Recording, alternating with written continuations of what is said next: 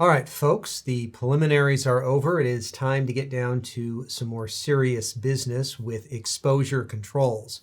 In this section, we're going to be going through all the different ways that you can set the exposure and all the other settings that you have that can affect your exposure.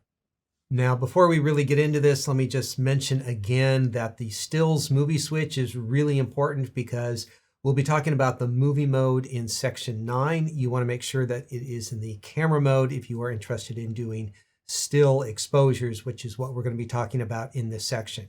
Now, some of this information will apply to the movies, but we're going to be using the camera in the stills mode.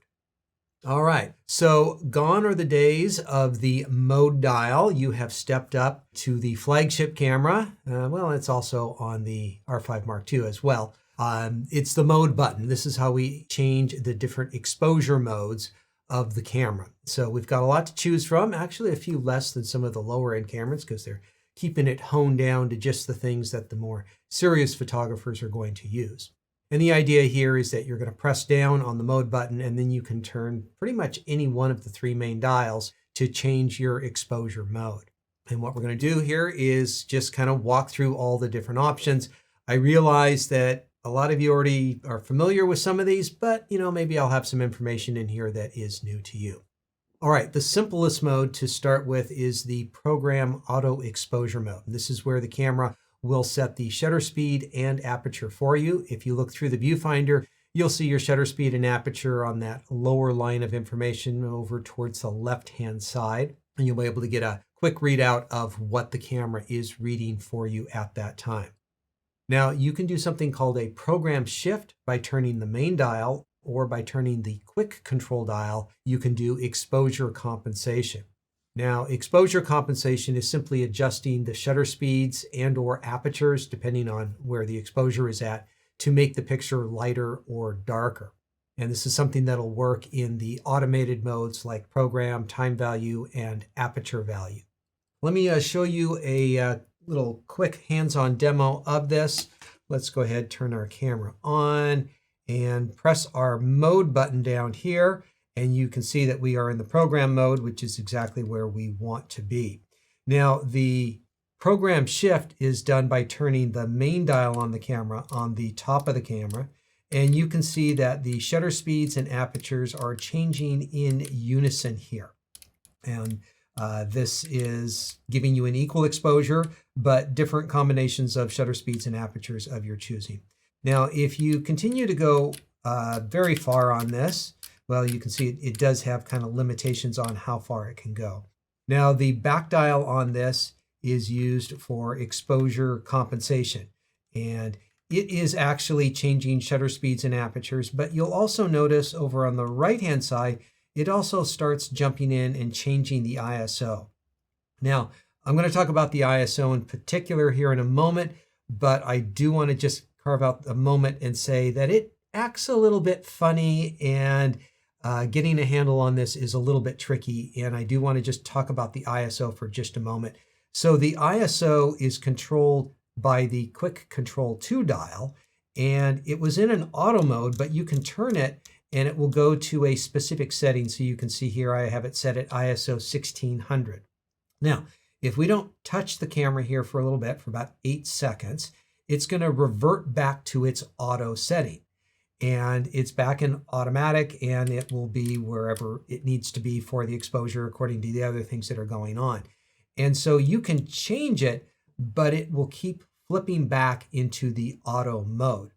Now, this is something that you can customize later on, deeper into the class when we get into one of the customization menus. I'll talk about this because this was a very difficult feature to figure out. If you would like to avoid this and just set a manual number for the ISO and have it set, one of the easiest ways to do that is with the multi-function button on the top of the camera. Remember, you can use the quick control 2 dial to dial across the columns of options, and ISO is set with the back dial on the camera. And I'm just going to set it to ISO 800 because that works well here in the studio. We're going to have more on that ISO here in a moment. Let's get back to the program mode. And so now the program mode, once again, we have kind of a strict limitations on where we are because we have a specific ISO set and exposure compensation with the back. Very simple mode, easy mode to work with. All right, next up is the time value mode. Now, the rest of the world of photography calls this shutter priority, and actually time value is technically more correct, but it's not as common, so I'm not sure if it's better or not. But this is where you get to choose a specific shutter speed if you know you need a certain shutter speed for stopping the action of something, or you want to slow the motion down and show the blurry movement of something like a river flow. You can do that in here. Theoretically, this is kind of a nice idea, but in practicality, I don't find it quite as valuable as maybe some people do. And the problem is that if you select the wrong shutter speed, it's going to start blinking, the aperture that is, and that's going to indicate that you have a shutter speed that's in excess of where it's supposed to be. It could be the other way around as far as too slow as well, but let me just show you a little bit more about this one.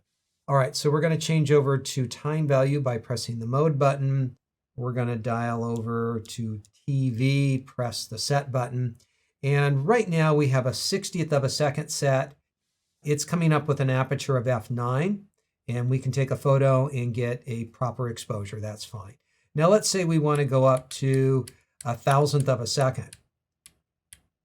All right, you'll notice that the f2.8 is blinking. Let's make it a little more dramatic and go up to 1/2000th of a second.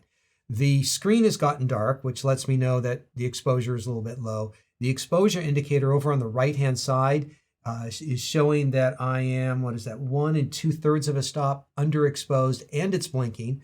I can still shoot the photo.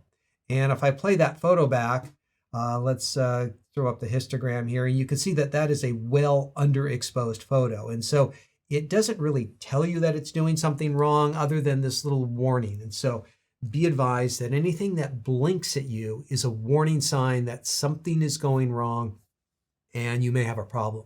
Now, the dark screen that we were looking at is a very simple and easy way to see, oh, hey, it's getting darker.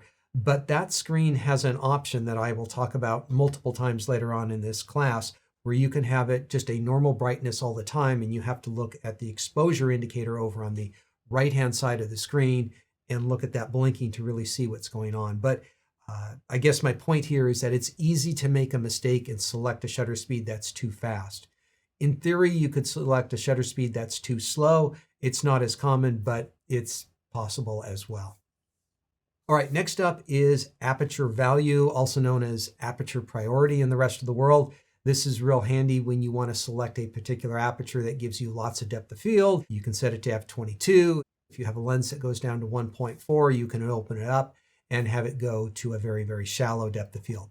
Now, this one is a little bit safer, and that is because there are more shutter speeds than there are aperture settings. And so there just seems to be a better match for any aperture that you might choose. So let's go ahead and change our camera over to the aperture value mode. We'll press set here. We will continue to use the main dial on the top of the camera for making this primary adjustment. If we want to stop it down to f22, we get down to 1/10 of a second, take a photo, and it's a proper exposure. We can go all the way to the extreme on this lens, which is an f2.8. It gets us up to 1/640th of a second, and we have a proper exposure. And so for those images that I just shot, they're both equal exposures at very different aperture settings. We don't have that same problem as we do in the time value mode of selecting something that doesn't have a proper match. And that's just because, as I say, there are so many more shutter speeds than there are aperture values. You can use the quick control dial on the back of the camera for exposure compensations in the same way. And what it is actually doing, okay, so here's just a fun, embarrassing fact about myself, is that when I was new to photography, I'd taken several photography classes, but I was using a variety of cameras and I didn't really understand exposure compensation. I thought it just kind of magically made photos lighter and darker. I don't know, I just didn't really think about it. But if you watch in camera here, let's go ahead and put our camera in aperture priority. So we'll set an aperture of 5.6. We're at 1/160th of a second. If we use the exposure compensation to darken the image, What it's doing is it's just raising the shutter speed. If we want to lighten the image, it just lowers the shutter speed to a different number. And that's basically what it does here. Does it in the time value mode, does it in the program mode, but it could work with either number there. And so that's why this doesn't work when you're in the manual mode. It only works when the camera has control of a particular aspect of the exposure, one of those three important combinations. All right, next up is manual. This is where I like to use the camera. I know a lot of you like to use your camera. One of the big benefits of shooting manual, in my opinion, is consistent exposures. When you get yourself in a situation that has consistent lighting, you can set your ideal shutter speed, aperture, ISO combination, and shoot to your heart's content, and you're going to be getting very consistent exposures from shot to shot. It's really annoying when you have the camera set to an automated setting, and for some reason, maybe the background changes or there's more light or more dark in the scene, but the actual light on your subject hasn't changed, and you're ending up with all these varied exposures that need adjustment in post-production. This just simplifies the workflow later on, and if you do the hard work ahead of time, making sure you have the right exposure, it makes things easier later on. It can also be handy when you are dealt tricky lighting situations that have unusual amounts of darkness or lightness in them, or anything that's just very unusual for a light meter system. Now, the standard light meter system on this, we'll talk about in a moment, its evaluative system is very, very good, but it's not perfect in all situations. And so if you want to shoot a few test shots, really narrow things in, make a few adjustments with your shutter speeds, apertures, and ISOs to hone it down to your best exposure, it's going to be really good for those unusual lighting scenarios. So when you are using the manual exposure, you're going to be using an exposure indicator. Now, if you're moving from a lower end Canon camera or another brand of camera, there's a little difference here, okay? There is what looks like an indicator down on the bottom middle of the camera, and that is actually your exposure compensation scale right there. The light meter is over on the right-hand side. This is your exposure indicator, letting you know if you are overexposed or underexposed. This is kind of a hallmark of Canon 1 series cameras, is they have two separate light meters. In most cameras, they kind of combine these and they kind of share the same space and the same graphics. But in this case, it's over on the right-hand side and it's a vertical meter. Now, it is nice to have two separate ones, I guess. The thing I don't like about the vertical one is that it's actually on the image area. And so there's some things that are kind of hiding behind it that you might want to see. It is nice because it simplifies some of the uses of the dials, but for the most part, I'm not sure that I totally like this. So this is something that you can turn on and off. And so you can go into the still shooting menu under shooting info display under vertical exposure level, and you can turn this off if you don't like it, and it will look more like traditional and other cameras out on the market. And so if you like the exposure level that's vertical, go ahead and keep it. But if you want to change it, that's how you change it. So assuming you keep it the same, it's going to work like most exposure indicators. A mark in the middle means you have an even exposure. It is going to be divided up into full stops and third stops so that you can be very accurate about your exposures. One stop over is at one of the first big marks. Use the little marks for the third stop exposures. If it disappears off the edge, you're going to get an arrow, which indicates that you are way off on your exposure, and it's more than 3 stops either under or overexposed. Generally speaking, of course, it's good to start with even exposure, but depending on how much light or darkness you have in your image and what you want the image to look at, you may want to adjust it from there. And so it depends a little bit on your interpretation of a scene. Let me show you real quickly on how I deal with this. So let's go ahead and get our camera changed over to manual exposure. We're in manual now. Looking a little dark to me right now. I think the shutter speed is a little high for what I need here in the studio. Let me actually get this set to f8. I like to shoot at f8 from time to time. And let me pull up the exposure indicator. And so you can see that over on the right-hand side. And if I wanted an even exposure, I'd probably set it there. And that's probably a good place to do your first shot. Now, the particular scene that I have in frame right now, let me pull off some of this information. There we go. We've got a white table, we've got a white cabinet. This is probably a little bit brighter than average. And so I might overexpose on purpose by a third or 2/3 of a stop just to get a more appropriate exposure for what is actually occurring in front of the camera. And so I would probably shoot that photo there as my best photo. But reviewing images, you'll see that I have one that is what's called an even exposure, and then the brighter one, which actually has a little better looking histogram using more of that space in there. And I think that's a little better exposure because I have manually adjusted and given it just a little tweak appropriate to the subject that I am shooting in this particular case. And so highly encourage you to shoot with manual whenever you have consistent lighting. You'll get nice, consistent results. All right, next up is flexible value. Now, this is kind of a unique Canon mode. I've only seen it on maybe one of the Sonys or a group of the Sonys, but it generally only works in their video mode. I think this is a very creative idea. I like the concept of it. I haven't really gone to it myself, but I think it's going to work well potentially for some people. If you think about the modes that we've talked about, the program, time value, aperture value, and manual, they are simply all combinations of setting shutter speeds and apertures either in automatic or manual. And having to switch between automatic apertures and automatic shutter speeds requires you switching between some of the different exposure modes. In this particular case, you can do that all within one mode together. And so you can select shutter speeds, apertures, ISOs, exposure compensation with just a couple of quick dial turns, and you can select manual or automatic on any one of them. And it's just a little bit more fluid going back and forth between them.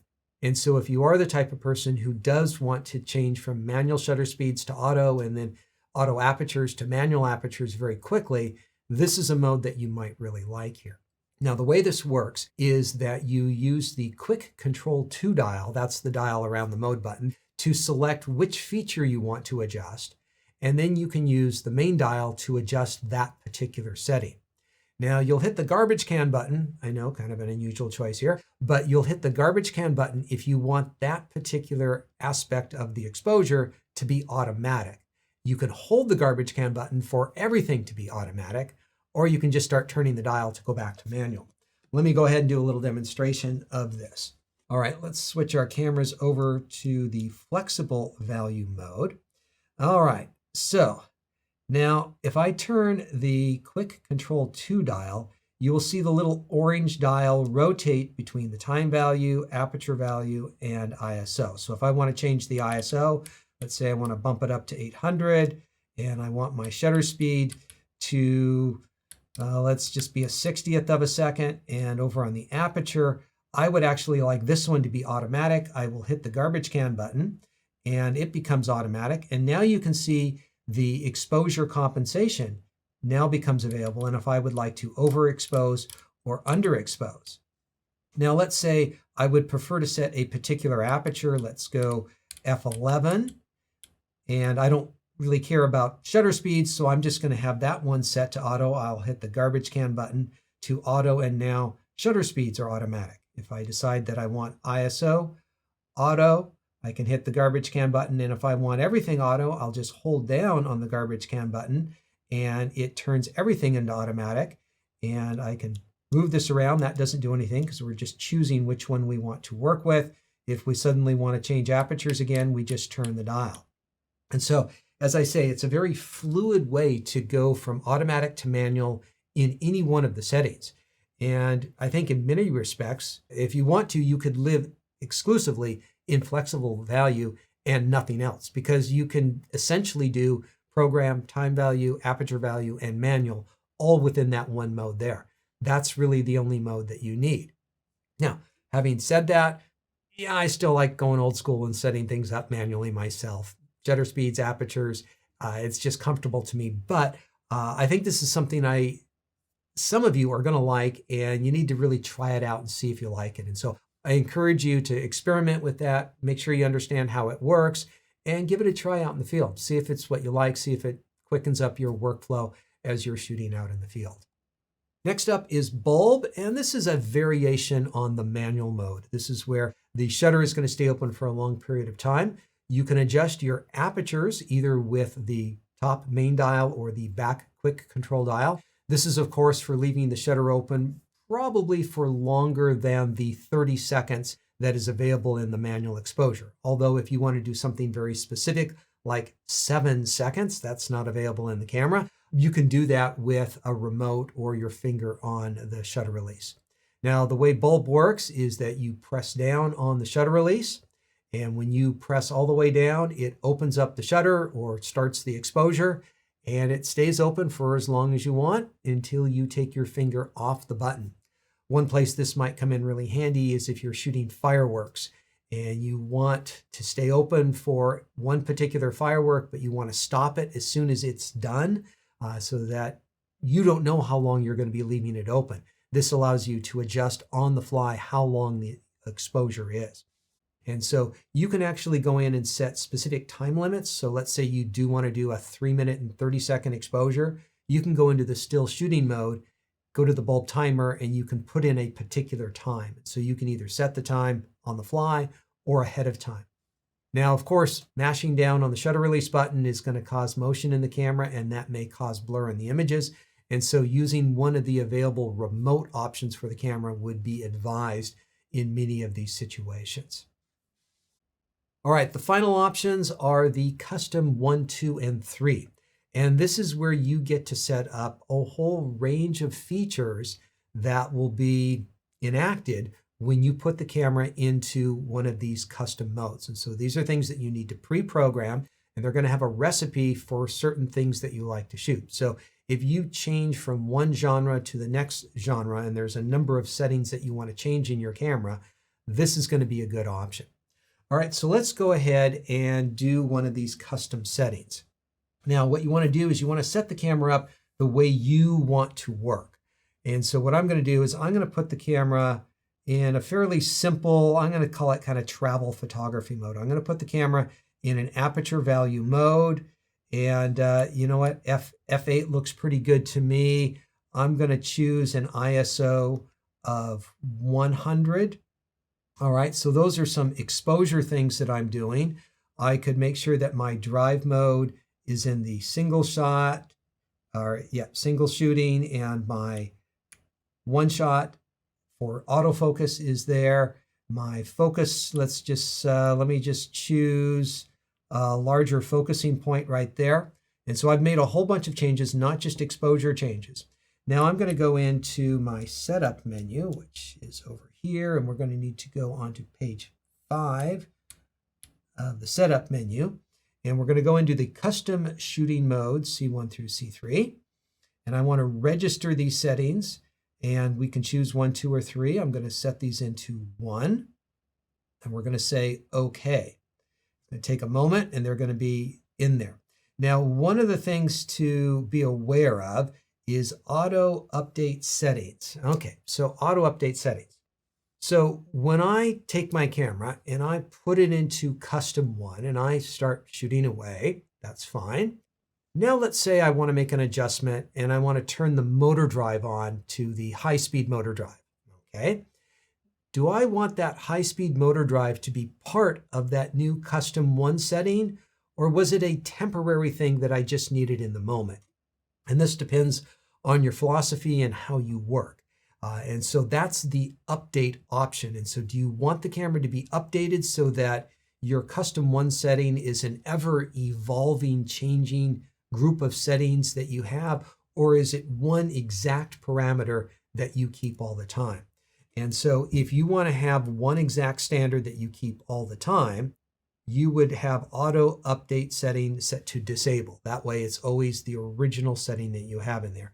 If you want it to grow and change and evolve with you, you would set it to enable. Which one's best? It really depends on how you shoot, so I can't really give an answer to that one. But let's go back to the custom settings. So we had the camera set up. Let's change it back over. Let's just go back to manual. I'm going to change my aperture, change my shutter speed, change my ISO. All right, so let's just get a reasonable exposure here. So you can see my settings on the bottom of the camera. And I'm going to go ahead and change this camera into custom 1, which you can see gives you just a little bit of information. It is set to aperture value. And I've programmed it for aperture value. It's at f8. It's got ISO 100. It's choosing the shutter speed for me. It's got the single shot and one shot. And so that's exactly what I had set up. And when I'm done shooting with that mode, I can bring it back down to the manual mode. So you can set up all three of those in any way that you want. Whether you should set the auto update on or off is something that you might need to kind of test with to see which one you like. And that auto update works for all three of them at the same time. So either they're all fixed in stone or they're all evolving and changing as you make changes and you use that particular mode. And so if you need to change real quickly from landscape photography to birds in flight, there's a lot of setting adjustments for doing that. This simplifies it and makes it go a whole lot faster. All right, so that is how you change through all your different exposure options on the camera. Now, some of you might be saying, I'm never going to use X, Y, or Z of these options in here. And what you can do is you can go into the custom functions and you can restrict the shooting mode so that, let's say you don't use the custom modes, you don't want to accidentally set them because they might mess up the way that you work with the camera. You can uncheck that box and not have it even show up as one of the options. And this is going to be a common theme with this camera, is that you really have control over the menus and options that you see and are available to work with. And so anything that eliminates a potential problem in the field might be something you want to consider in here. Now, kind of while we're in the realm of talking about shutter speeds, I want to talk about the sync speed with this camera. It's complicated. There's a lot of different sync speeds with this camera, and it depends on the type of shutter that you are choosing at that time. Now, we haven't talked about this. We'll talk more about it in capture controls, but there are three settings: mechanical shutter, electronic first curtain shutter, and electronic shutter. These will be fully explained a little bit later on, but just to let you know, the sync speed varies between them. Now, the camera can also shoot in what we call a full frame mode, which is with the full sensor, but it can also shoot with a cropped frame sensor if you want to mimic the smaller size sensor on some of the other Canon cameras that have a 1.6 crop to them. You can do that, and the shutter doesn't take as far to travel, and it's able to shoot through a slightly faster shutter speed. It's nice to know. I don't think a lot of people are using that 1.6 crop frame on this camera, but it exists, so I need to tell you about it. Now, when you get to the electronic first curtain shutter, we have the full frame options. We also have the 1.6 crop frame options, but now we have another option called sync speed priority. Now, this is a little bit vague coming from Canon. Canon, I would like to hear some more information about what's going on. They don't really explain this very well, other than saying that when you turn this particular feature on, you can use a faster than normal sync speed in flash photography. Great. Is there any downside? Why can't you just do this on its own? So the normal sync speed in the electronic first curtain shutter is 1/250th of a second, but you can go up to 1/320 if you turn this sync speed priority on. This is going to be in the menu system. And so just be aware of that. I'm sorry, I don't know what the camera is doing internally. I think it's just really honing in on the fact that it is shooting with flash. There may be some other things that it's doing behind the scenes that they don't want to let us know about. When you go into the electronic shutter, well, everything gets a little bit faster. So you can go to 1/320th and then 1/400th of a second.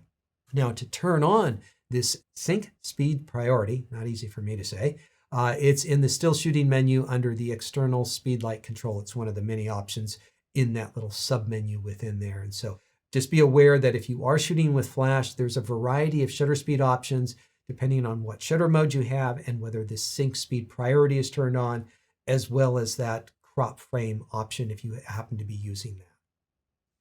All right, we've been talking about shutter speeds and apertures for the most part, and let's get back to talking about the ISO. So the ISO, the easy way of changing that on the camera for many modes is just by turning the quick control 2 dial, that dial around the mode button, and you can change the ISO settings right there. And that's the advantage of having 3 dials on a camera.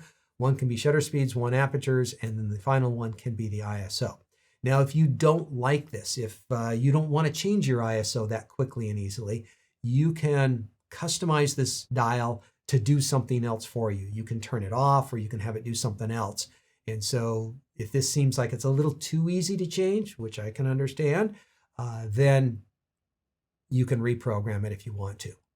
Now, kind of the more traditional way on a Canon camera is with either the ISO button or the multifunction button on the top of the camera, as I have illustrated before earlier in this class, as you can adjust through those different settings on there. And so I always like to run a camera through its testing of different ISOs to see where the noise is coming in, what looks good, and so forth. And so the camera does have a low setting of 50.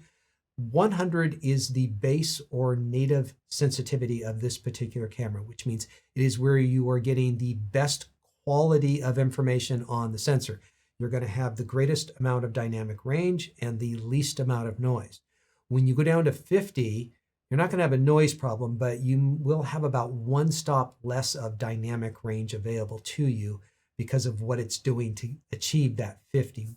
100 is the native resolution. Now, this camera shoots as clean as I've seen up to 3200. It's just fantastic. And so if you do need to use this in low light, you can bump it up to 3200 and it looks pretty darn good.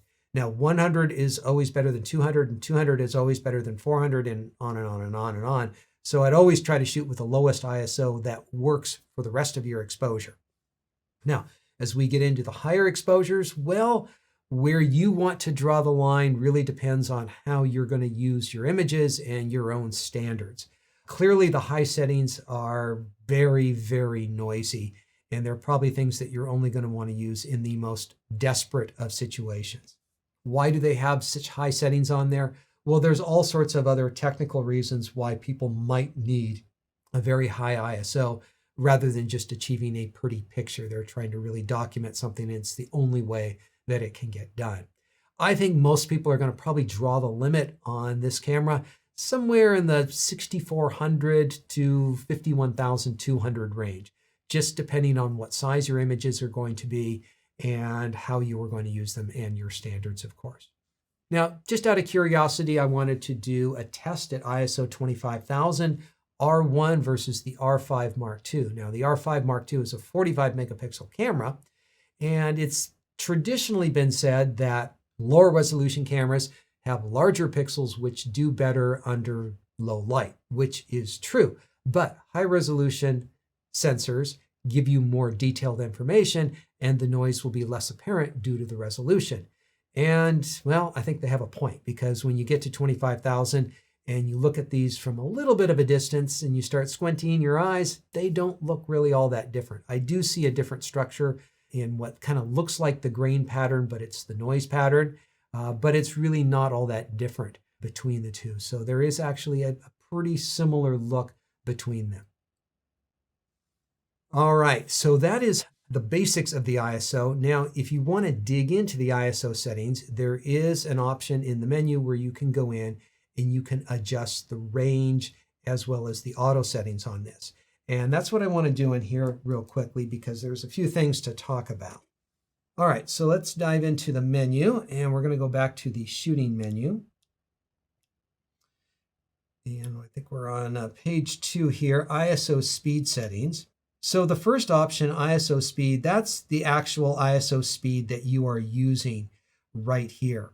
And one of the options that you have in here, because we currently have the touchscreen activated in here, is if you like to go to certain settings very quickly. Let's say we like to go to ISO 400. If I got this right, we can press register. We can put it in slot number 1.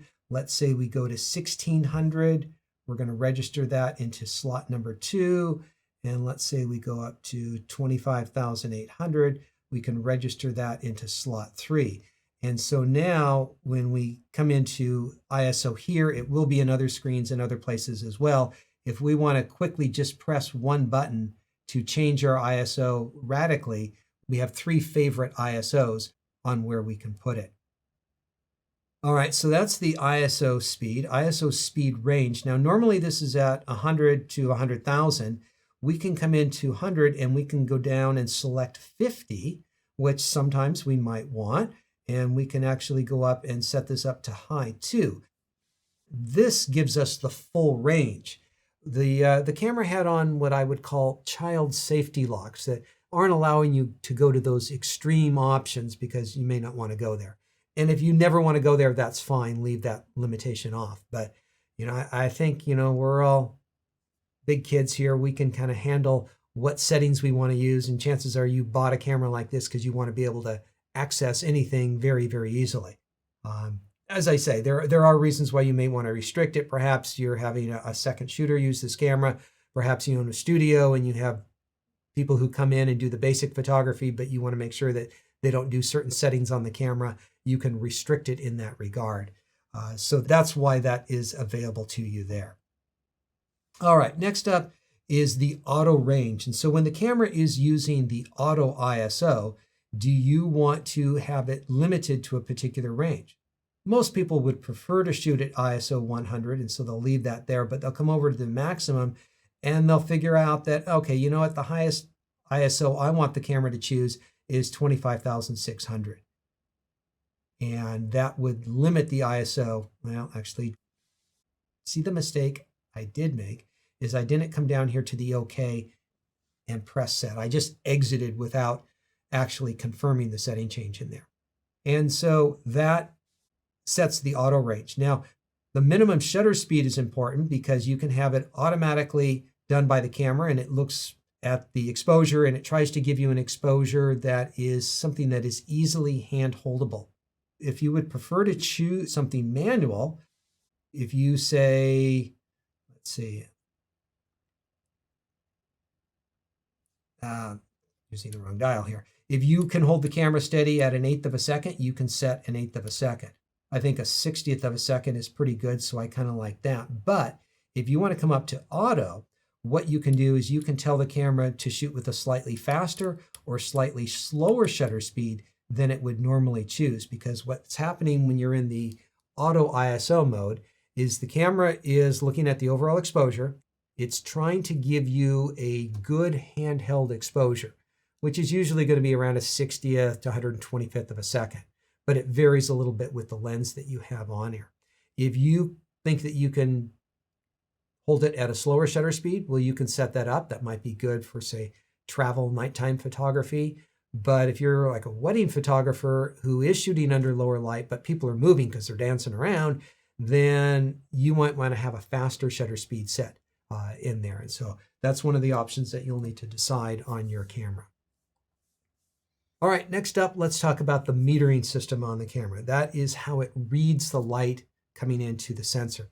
Now, there is a button on the top of the camera that does double duty, triple duty. It does a number of different functions up there. And so the metering button has a little metering symbol beside it. You're going to press that and turn the main dial to change your metering system. That's the quick and easy way of doing it. It is also available in the multifunction button, which is also pretty quick and easy. And that is where it is also on other cameras. And so they wanted to make sure that people upgrading from R5s and R6s kind of had similar ways of accessing features they are familiar with. So either one of these ways allow you to change between the 4 options in here. Most people leave the camera in the evaluative metering. This looks at many different zones within the frame and it compares, contrasts, has a little bit of an algorithm. It sends all the information through so it can accommodate for highlight and shadow areas, and it usually does a pretty good job giving you even exposure.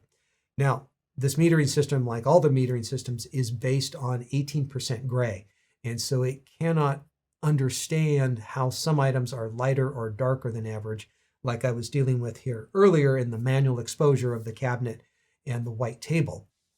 You may want to make an adjustment beyond this, and so it's a good place to start. It's probably the best one for most people. It does have a partial metering system if you would like to focus the reading of the light into the 10% middle of the viewfinder. This could be good if you want to eliminate light or dark areas that are around your subject. It has a spot meter, which I consider a very professional metering system. If you want to take a meter reading off of someone's cheek, for instance, to get their skin tones really set accurately in a manual exposure, that's a good option.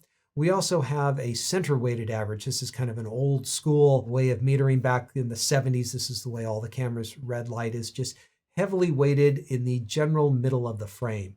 And it could work out for some situations. Not a lot of people use it these days, but if you do want to eliminate the edges and only concentrate on what's in the middle, it's not as sophisticated as evaluative, but it's one of the 4 options that are available. So evaluative metering is how most people would do that. Now, you've got a shortcut button essentially on the top of the camera. You have a pretty shortcut multifunction button. This is also going to be in the menu system because everything's in the menu system. And so you can select your metering mode in there as well. And so it's wherever you have set it most recently is where it's going to be set. They're all linked to the same particular function. And so feel free to adjust anywhere you like. All right, this is kind of a new feature, detect priority AE while AF. What this means is that when you have the camera in an autofocus subject detection mode, and we'll get to the autofocus in the next section of the class, but the camera can identify different subjects like people and various animals. Do you want that metering to identify the subject and do the metering of that particular subject and at least have some of it weighed on that subject and disregard some of the background area? And in some ways, this is a very, very good idea. The problem is if your subject is a black bear, a crow, a dove, or a polar bear, things that are either really light or really dark, you don't want too much exposure based on that. This is where you're probably going to want to manually expose things. And so it's going to work for some, but not all. Now, in order for this to work, you need to have the camera's subject to detect turned on, and you need to have the camera set to evaluative metering. The subject to detect needs to be turned on, and it's not going to be available in manual focus. And so we'll talk about this a little bit further when we get into the still shooting menu. It's probably something to leave on unless you are shooting some of those very dark or very light animals. All right, the histogram in the camera is a great way of determining if you have got the right exposure. So whether you're looking on the monitor or in the viewfinder, by pressing the info button, you can turn on this graph, which is a very simple graphic to show you if you have an exposure that is too bright or too dark. And so this is something that you can turn on or off if you go into the still shooting menu under shooting info display, and you can turn on a brightness histogram or an RGB histogram. And as I say, this is a real simple visual way of seeing if your subject is overexposed or underexposed. Yes, you have the exposure indicator. Yes, you have the screen in there, but this gives you a little bit more technical information over the range of light that you are capturing in a particular image. Now, you will also see this histogram when you play an image back, and all you need to do is hit the info button, and you may need to hit that a few times to cycle through some of the different options. If you use the little joystick to go up and down, you can cycle through different optional screens where you can get to that RGB histogram. So that'll give you extra information about the different color channels that you are recording. All right, on the back of the camera is a little star button, and this stands for Auto Exposure Lock. Now, this can also be used for flash exposure lock. That gets into a different category we're not going to talk about right now. And so what this does is it locks the exposure in if you are going to recompose the camera. Let me show you a quick example of how this works in here. So we need to have the camera in an automated mode. So I'm going to go to Aperture Priority. Let's just call it F8. That'll be fine.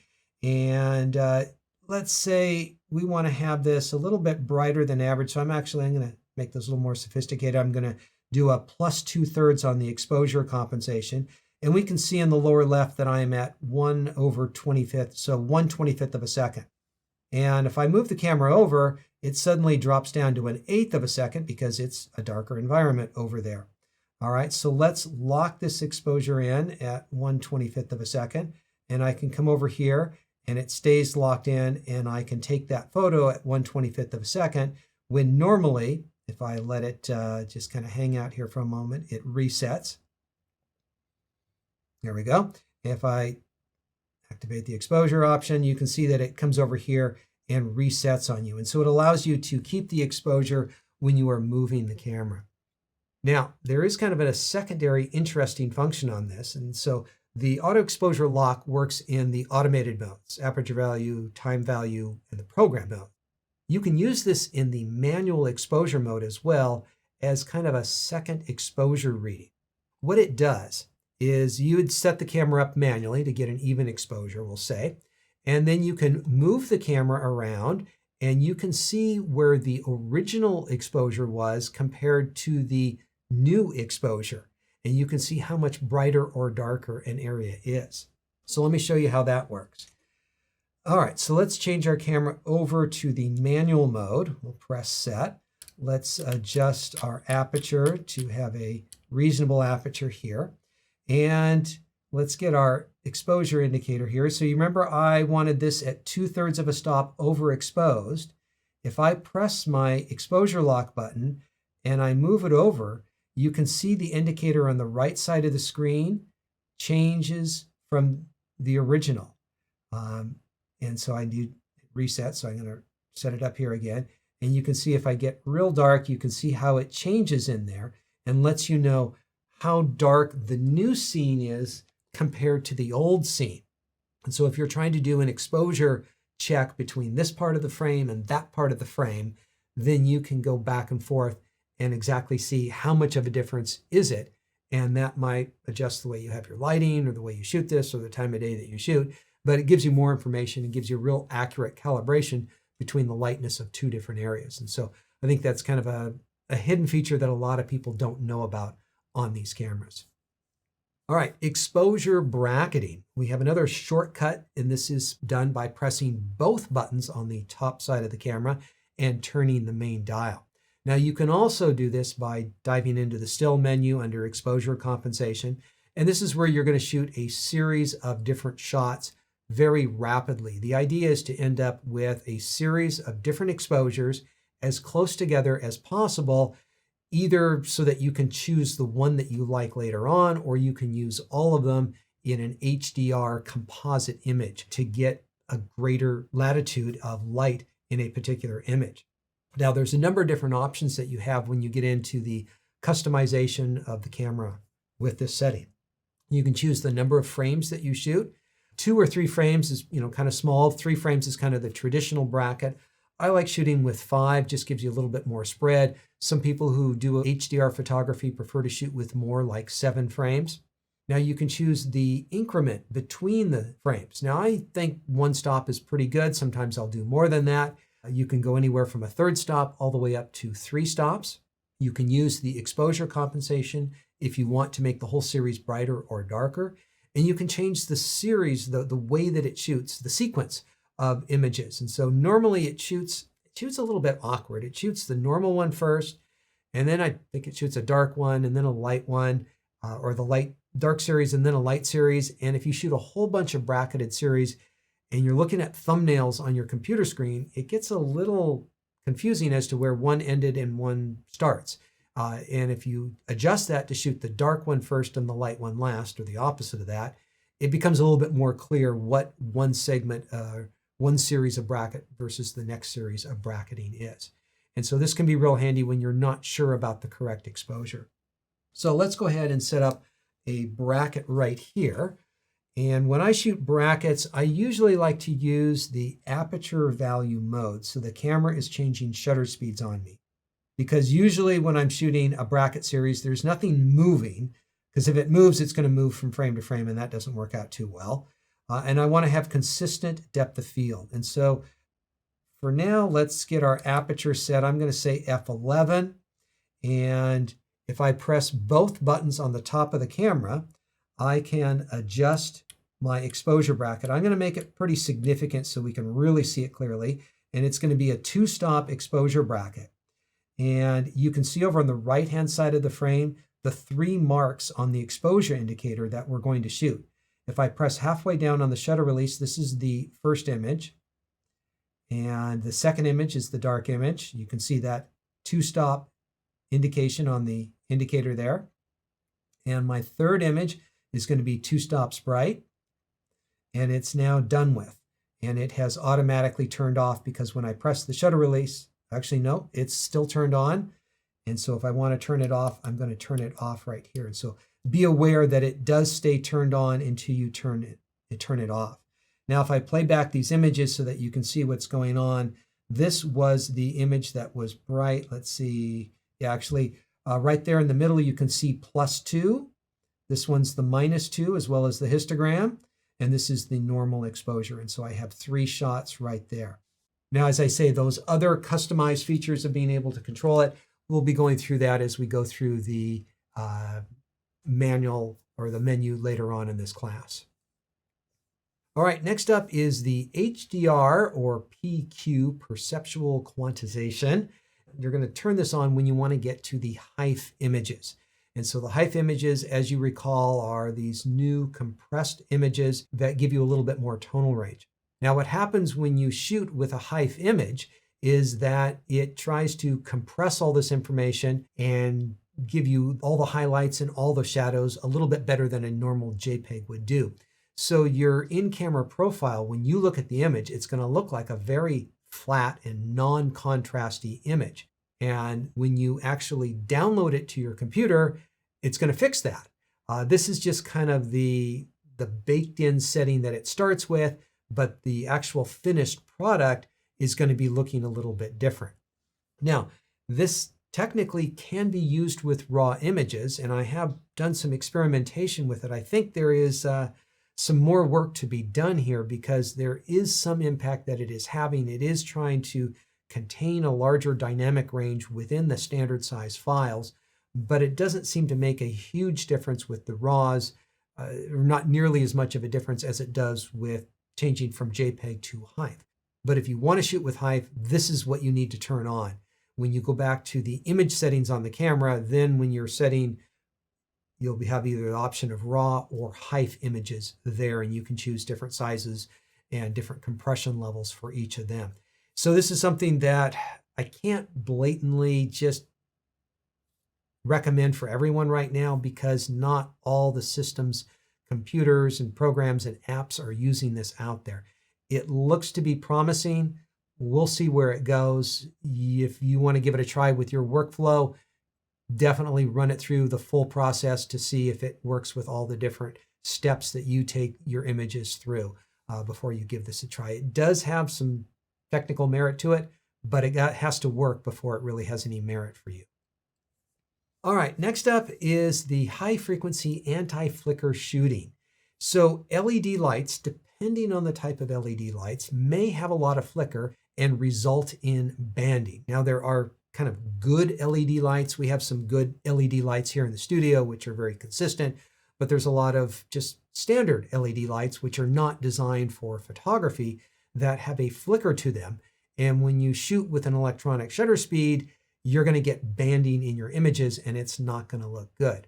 Now, when you have this feature turned on, what it does is it allows you to adjust your shutter speed in very small amounts, because what you're trying to do is you're trying to find a frequency that matches the frequency of the light, so, or at least, or is maybe not matching the frequency of the light so that you're not getting this banding. So let me show you how this works. What I would recommend is setting your camera up in a manual exposure mode. Put it in manual exposure.